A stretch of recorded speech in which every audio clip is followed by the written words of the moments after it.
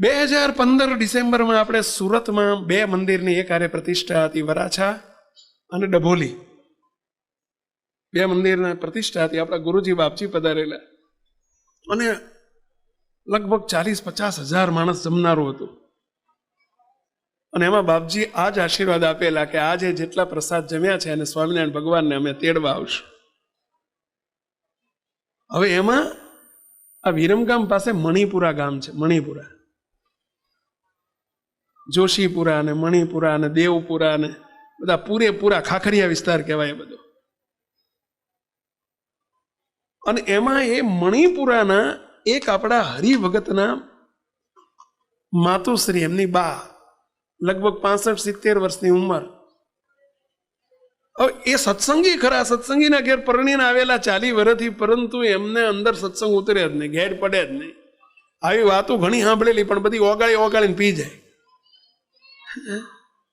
અને એમને છીંકણી ઘસે.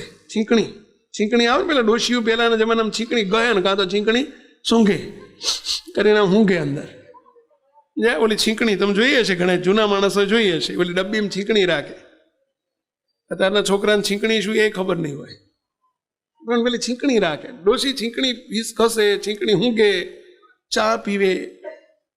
અને એમને બહુ સત્સંગ નહીં, પણ એ ત્યાં આવી ગયેલા અને એમને ઘેર ગયા અને એમનો અંતકાળ સમય આવી ગયો, માંદા પડ્યા.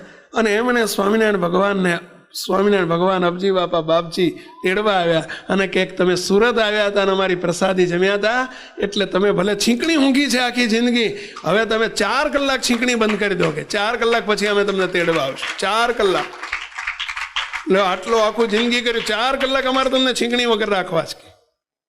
છીંકણી ઘસવાનું ઊંઘવાનું બંધ કરી દો. હવે એમને અડધો કલાકે જોઈએ, અડધો કલાક ઊંઘમાંથી ઉઠી નહીં તો હું કરે તાર હરખું આવે. બોલો, 4 કલાકનું તમને અલ્ટિમેશન આપી દીધું. અલ્ટિમેશન જ કહેવાય પેલા.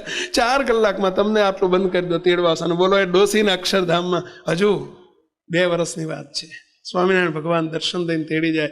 મુક્તો આ છે સ્વામિનારાયણ ભગવાનના કહેવાય.